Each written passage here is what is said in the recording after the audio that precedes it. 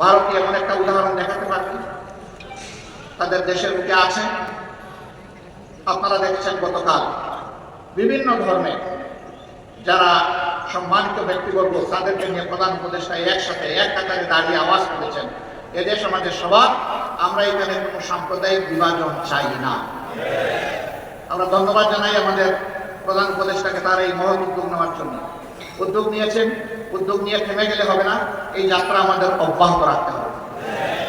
এর আগের দিন তিনি সমস্ত রাজনৈতিক দেশপ্রেমিক ফ্যাসিবাদ বিরোধী সাম্রাজ্যবাদ বিরোধী জাতীয় রাজনৈতিক নেতৃবৃন্দকে নিয়ে তিনি এক কাতারে দাঁড়িয়েছেন।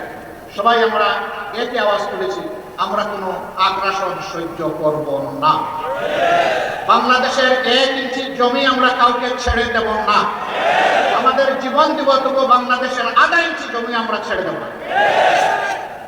এটি আমাদের কমিটমেন্ট। সম্মানিত ভাই বোনেরা, এই দেশ তাহলে আগামীতে কি হবে? এই দেশকে কে করবে?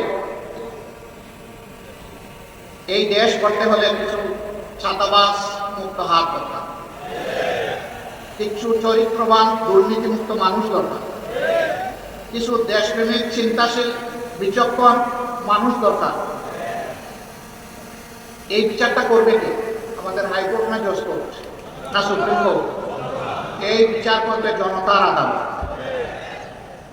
জনগণকে বোকা ভাবার কোনো কারণ নেই। আমরা জনগণের উপর আলহামদুলিল্লাহ পূর্ণ আস্থা রাখি।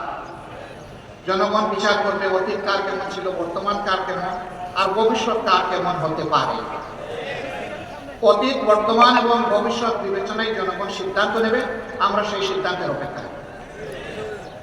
তাহলে সিদ্ধান্তটা আসবে।